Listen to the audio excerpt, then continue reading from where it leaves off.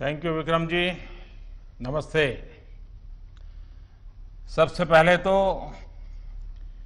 CII को 125 साल सफलतापूर्वक पूर्ण करने के लिए आप सबको बहुत बहुत बधाई। कांग्रेचुलेशंस। इस 125 साल की यात्रा बहुत लंबी होती है।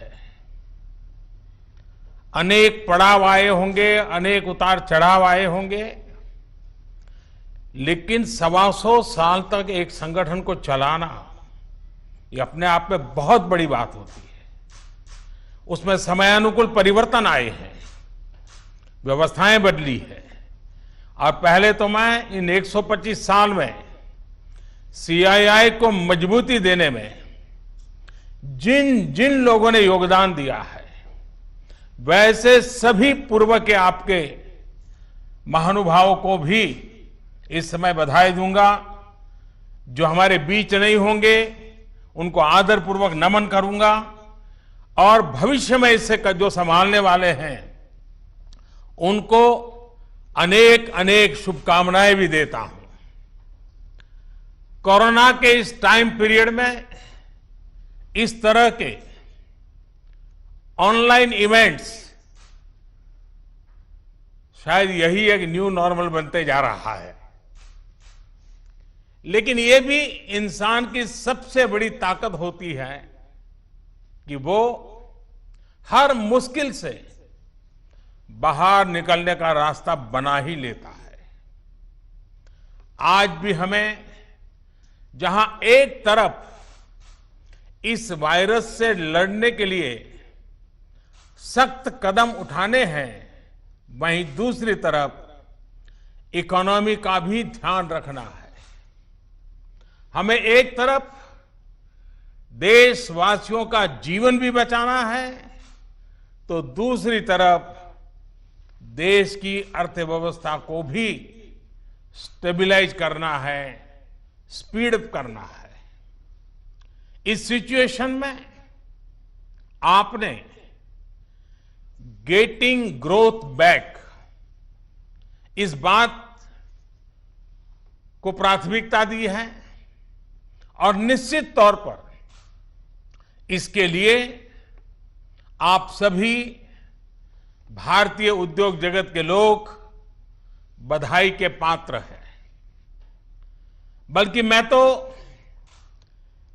गेटिंग ग्रोथ बैक से आगे बढ़कर ये भी कहूंगा कि yes we will definitely get our growth back.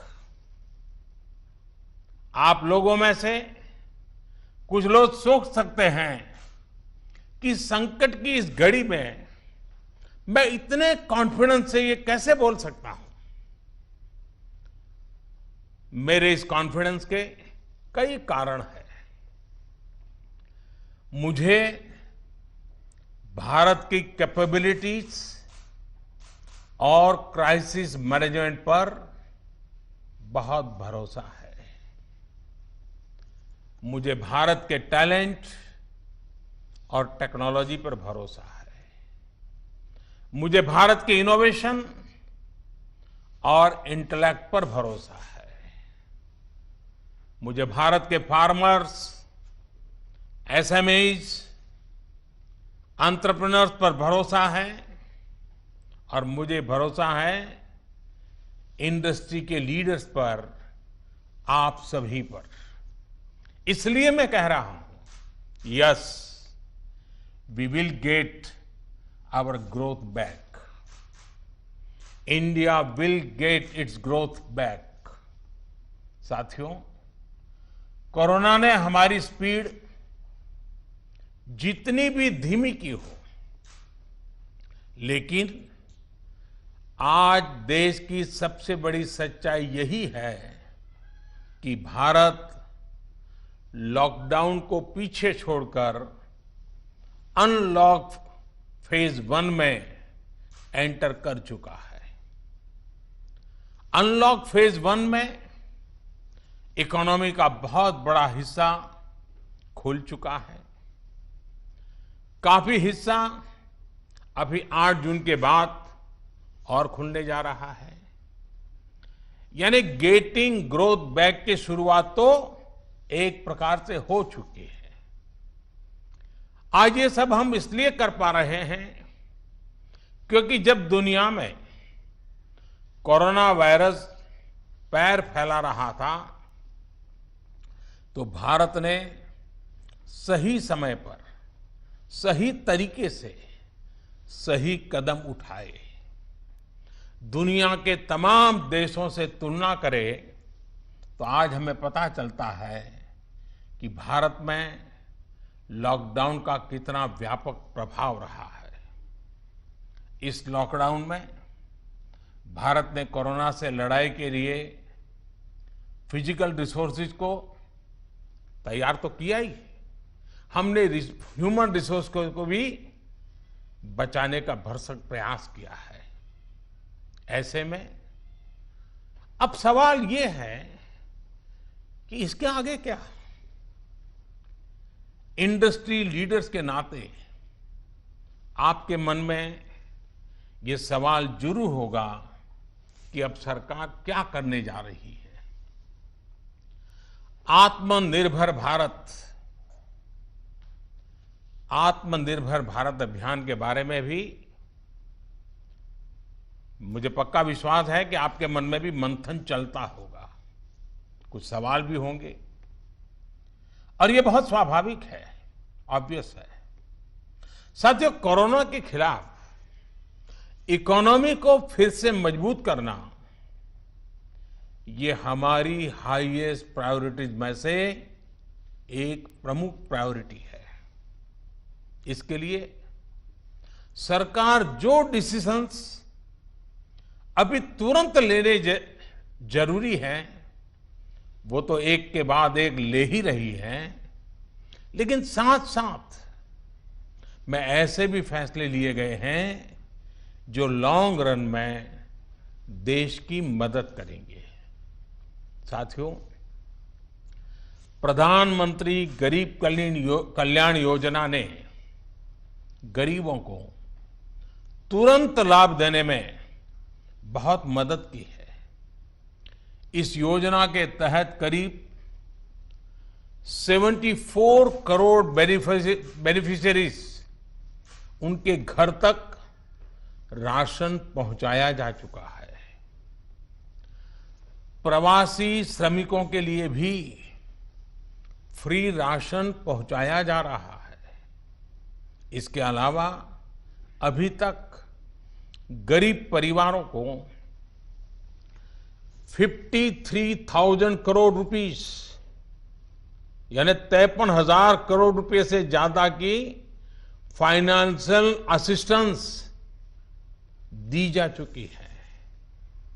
महिलाएं हो, दिव्यांग हो, बुजुर्ग हो, श्रमिक हो, हर किसी को इससे लाभ मिला है।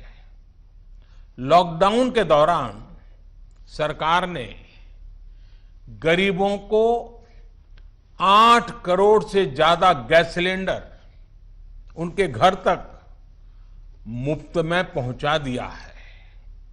इतना ही नहीं, प्राइवेट सेक्टर्स के करीब 50 लाख एम्प्लॉइज के खाते में 24% ईपीएफ कंट्रीब्यूशन भी सरकार ने किया है। इनके खाते में करीब 800 करोड़ रुपए जमा कराए गए हैं। साथियों, भारत को फिर से तेज विकास के पथ पर लाने के लिए, आत्मनिर्भर भारत बनाने के लिए 5 बातें बहुत आवश्यक है। इंटेंट, इंक्लूजन, इन्वेस्टमेंट, इंफ्रास्ट्रक्चर और इनोवेशन। हाल में जो बोल्ड फैसले लिए गए हैं उसमें भी आपको इन सभी की झलक मिल जाएगी। इन फैसलों के साथ हमने तमाम सेक्टर्स को फ्यूचर रेडी किया है। इसी वजह से आज भारत एक नए ग्रोथ ओरिएंटेड फ्यूचर की दिशा में बड़ी उड़ान के लिए तैयार है।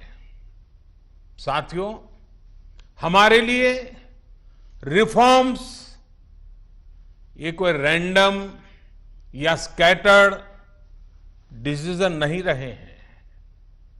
हमारे लिए reforms systematic, plan, integrated, interconnected और फ्यूचरिस्टिक प्रोसेस है।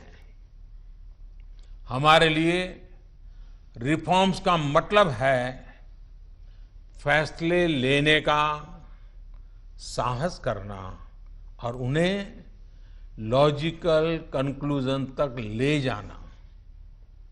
आईबीसी हो, बैंक मर्जर हो, जीएसटी हो, फेसलेस इनकम टैक्स असेसमेंट की व्यवस्था हो, हमने हमेशा व्यवस्थाओं में सरकार के दखल को कम करने, और मैंने तो लाल किले पर भी कहा था कि लोगों से, जिंदगी से सरकार को जितना हम कम कर सकते हैं हम करना चाहते हैं। प्राइवेट एंटरप्राइज के लिए एनकरेजिंग इकोसिस्टम खड़ा करने पर हम लगातार बल देते रहे हैं, कदम उठाते रहे हैं।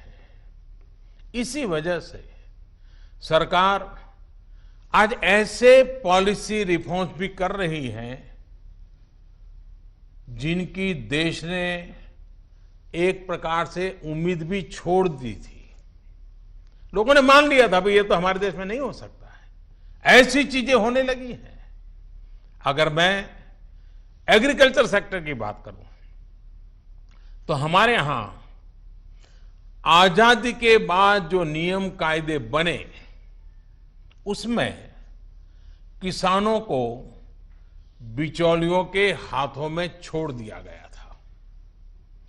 किसान कहां फसल बेच सकता है, कहां नहीं बेच सकता है, इस तक के नियम बहुत सख्त थे। किसानों के साथ दशकों से हो रहे अन्याय को दूर करने की इच्छा शक्ति हमारी सरकार ने दिखाई है। एपीएमसी एक्ट में बदलाव के बाद अब किसानों को भी उनके अधिकार हासिल होंगे। किसान अब जिसे चाहे, जहां चाहे और जब चाहे अपनी फसल अपनी शर्तों पर, किसान की शर्तों पर वो फसल बेच सकते हैं। अब कोई किसान अपनी फसल देश के किसी भी राज्य में ले जाकर बेच सकता है। पहले तो इस पर भी बंधन थे। साथ ही वेयरहाउसेस में रखे अनाज या एग्रीकल्चर प्रोडक्ट्स अब इलेक्ट्रॉनिक ट्रेडिंग के जरिए भी बेचे जा सकते हैं। आप कल्पना कर सकते हैं इससे एग्री बिजनेसेस के लिए कितने नए रास्ते खुलने जा रहे हैं।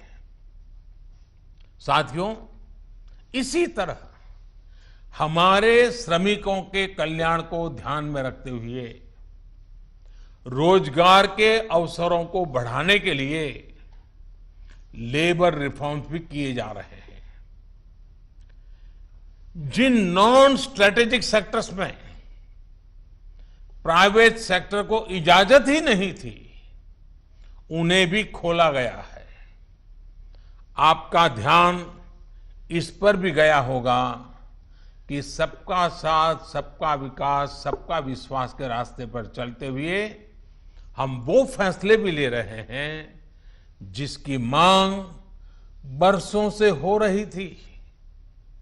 साथियों, दुनिया का तीसरा वो देश जिसके पास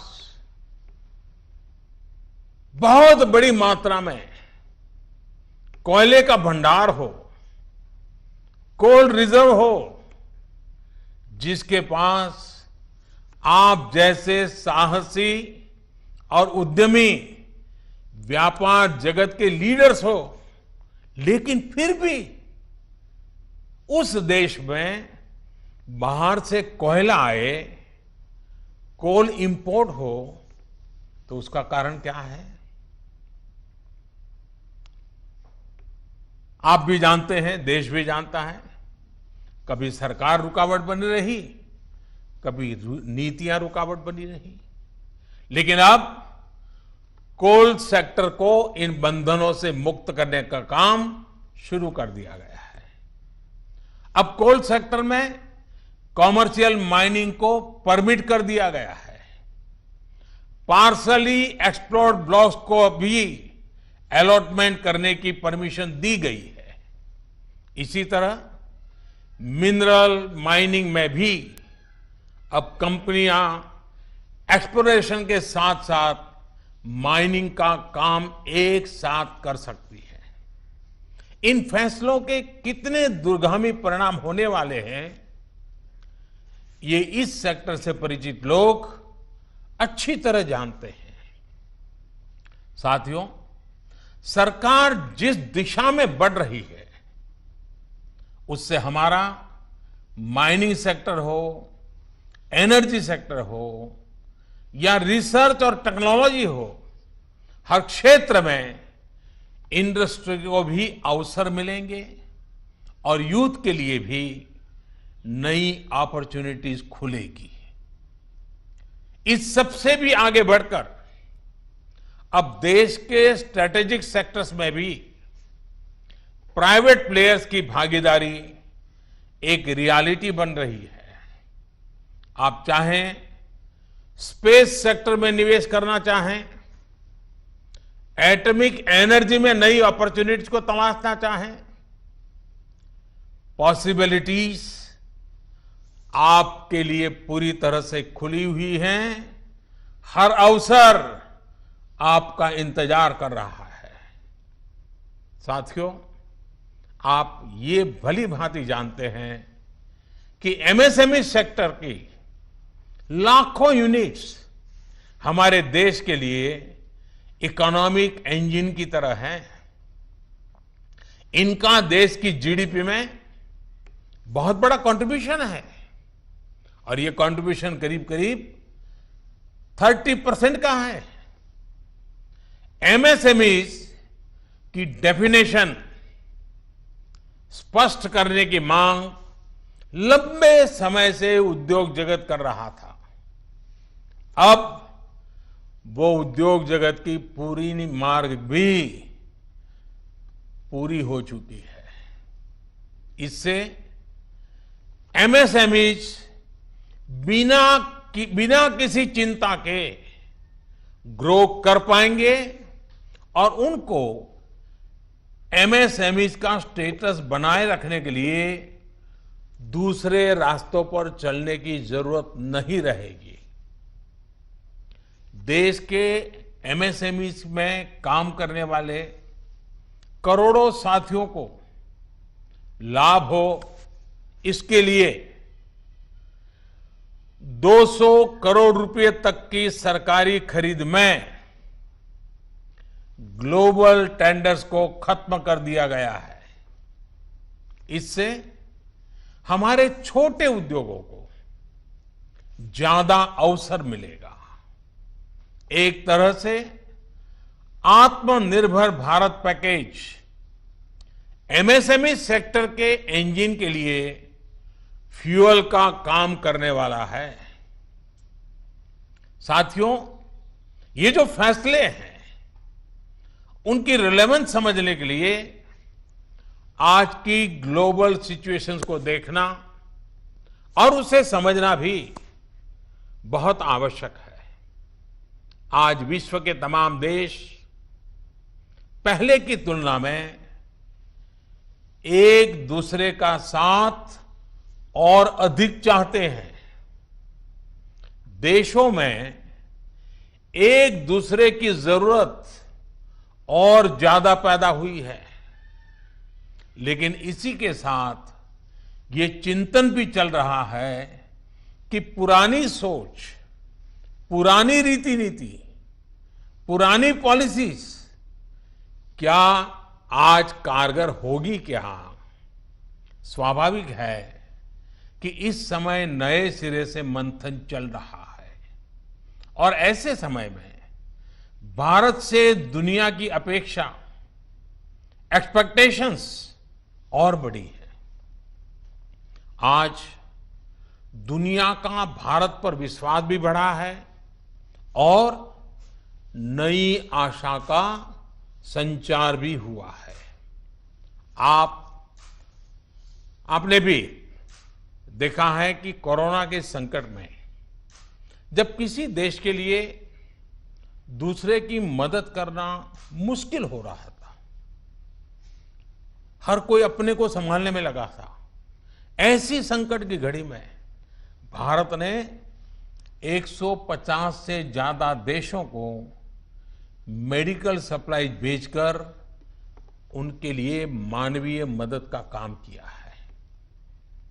साथियों, world is looking for a trusted, reliable partner. Bharat में पोटेंशियल है, स्ट्रेंथ है, एबिलिटी है। आज पूरे विश्व में भारत के प्रति जो ट्रस्ट डेवलप हुआ है, उसका आप सभी को, भारत की इंडस्ट्री को पूरा फायदा उठाना चाहिए। ये आप सभी की जिम्मेदारी है, सीआईआई जैसे संगठनों की जिम्मेदारी है कि मैन्युफैक्चर्ड इन इंडिया के साथ ट्रस्ट, क्वालिटी, कॉम्पिटिटिवनेस तीनों जुड़ा हो। आप 2 कदम आगे बढ़ाएंगे, सरकार 4 कदम आगे बढ़कर आपका साथ देगी। प्रधानमंत्री के तौर पर मैं आपको भरोसा दे रहा हूं कि मैं आपके साथ खड़ा हूं। भारतीय उद्योग जगत के लिए ये राइज टू द ओकेजन की तरह है। Trust me, getting growth back इतना मुश्किल भी नहीं है। और सबसे बड़ी बात कि अब आपके पास, इंडियन इंडस्ट्रीज के पास एक क्लियर पाथ है। आत्मनिर्भर भारत का रास्ता, सेल्फ रिलायंट इंडिया का पाथ। आत्मनिर्भर भारत का मतलब है कि हम और ज्यादा स्ट्रांग होकर दुनिया को एम्ब्रेस करेंगे। आत्मनिर्भर भारत वर्ल्ड इकोनॉमी के साथ पूरी तरह इंटीग्रेटेड भी होगा और सपोर्टिव भी। लेकिन ध्यान रखिएगा, आत्मनिर्भर का मतलब ये भी नहीं है कि हम स्ट्रैटेजिक क्षेत्रों में किसी पर निर्भर रहें। हम उस स्थिति में नहीं रहना चाहते। It is about creating strong enterprise in India, enterprises that can become global forces. It is about generating employment. It is about empowering our people to come out and create solutions that can define the future of our country. हमें एक ऐसी robust local supply chain के निर्माण में invest करना है जो global supply chain में भारत की हिस्सेदारी को स्ट्रेंथन करे। इसी अभियान में सीआईआई जैसी दिग्गज संस्था को, मुझे लगता है आपको भी पोस्ट कोरोना नई भूमिका में आगे आना होगा। अब आपको चैंपियंस ऑफ इंडिजिनस इंस्पिरेशंस बनकर आगे आना है। आपको डोमेस्टिक इंडस्ट्रीज की रिकवरी को फैसिलिटेट करना है, नेक्स्ट लेवल ग्रोथ को असिस्ट करना है, सपोर्ट करना है, आपको इंडस्ट्री को, अपने मार्केट को ग्लोबली एक्सपांड करने में मदद करना है। साथियों, अब जरूरत है कि देश में ऐसे प्रोडक्ट्स बने जो मेड इन इंडिया हो, मेड फॉर द वर्ल्ड हो। कैसे हम देश का आयात कम से कम करें, इसे लेकर क्या नए लक्ष्य तय किए जाएं, उस पर सोचने की जरूरत है। हमें तमाम सेक्टर्स में प्रोडक्टिविटी बढ़ाने के लिए अपने टारगेट तय करने ही होंगे। यही संदेश मैं आज इंडस्ट्री को देना चाहता हूं और देश यही अपेक्षा भी आपसे रखता है। साथियों, देश में मैन्युफैक्चरिंग को, मेक इन इंडिया को रोजगार का बड़ा माध्यम बनाने के लिए आप जैसे तमाम इंडस्ट्री के संगठनों से चर्चा करके ही कई प्रायोरिटी सेक्टर्स की पहचान की गई है। इनमें से furniture, air conditioner, leather and footwear, in 3 sectors पर काम शुरू भी हो चुका है। सिर्फ एयर कंडीशनर को लेकर ही हम अपनी डिमांड का 30% से अधिक इंपोर्ट करते हैं। इसको हमें तेजी से कम करना है। इसी तरह दुनिया का दूसरे सबसे बड़ा लेदर प्रोड्यूसर होने के बावजूद ग्लोबल एक्सपोर्ट में हमारा शेयर बहुत कम है। साथियों, कितने ही सेक्टर्स हैं जिसमें हम बहुत अच्छा कर सकते हैं। बीते सालों में आप सभी साथियों के सहयोग से ही देश में वंदे भारत जैसी आधुनिक ट्रेनें बनी हैं। देश आज मेट्रो के कोच निर्यात कर रहा है। इसी तरह मोबाइल फोन मैन्युफैक्चरिंग हो, डिफेंस मैन्युफैक्चरिंग हो, अनेक क्षेत्रों में इंपोर्ट पर हमारी डिपेंडेंस को कम करने का प्रयास लगातार चल रहा है। और मैं बहुत गर्व से कहूंगा कि सिर्फ 3 महीने के भीतर ही पर्सनल प्रोटेक्टिव इक्विपमेंट पीपीई, इसकी सैकड़ों करोड़ की इंडस्ट्री आप ही लोगों ने खड़ी की है।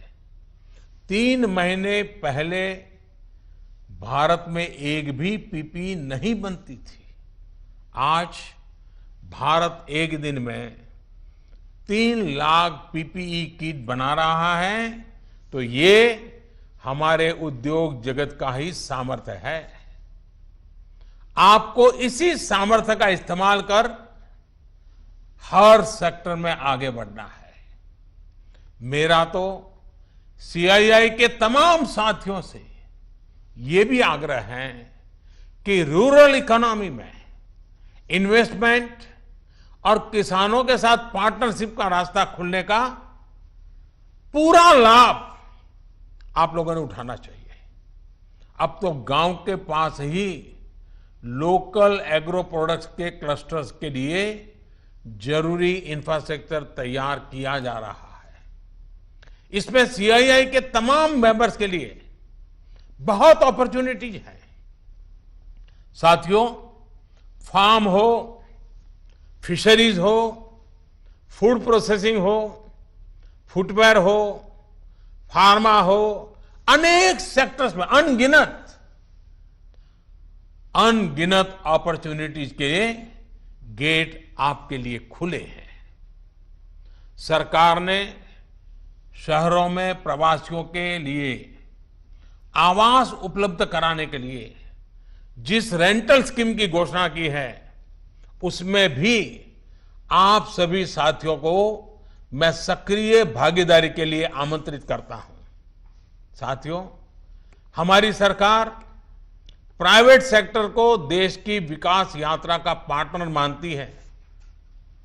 आत्मनिर्भर भारत अभियान से जुड़ी आपकी हर आवश्यकता का ध्यान रखने के लिए भारत सरकार प्रतिबद्ध है। आपसे सभी स्टेक होल्डर्स से मैं लगातार संवाद करता हूं और यह सिलसिला आगे भी जारी रहेगा। I request you to come up with a detailed study of every sector, build consensus, develop concept, think big. We will together take up more structural reforms that will change the course of our country. We will together build आत्मनिर्भर भारत। साथियों, आइए देश को आत्मनिर्भर बनाने का संकल्प लें। इस संकल्प को पूरा करने के लिए अपनी पूरी ताकत लगा दें। सरकार आपके साथ खड़ी है। आप देश के लक्ष्यों के साथ खड़े होइए। आप सफल होंगे, हम सफल होंगे तो देश नई ऊंचाई पर पहुंचेगा। आत्मनिर्भर भारत का सपना साकार होगा। एक बार फिर सीआईआई को 125 वर्ष पूरा होने पर मेरी तरफ से बहुत बहुत शुभकामनाएं। बहुत बहुत धन्यवाद।